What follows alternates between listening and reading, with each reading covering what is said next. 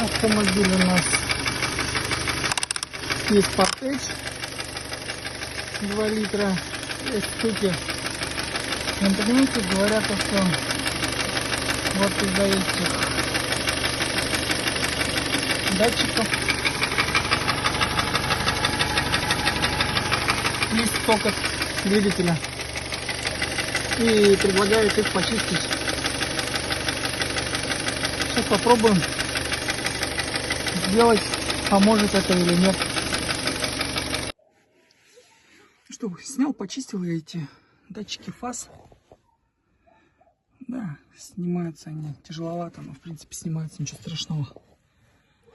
Сейчас запустим, посмотрим, как будет работать двигатель.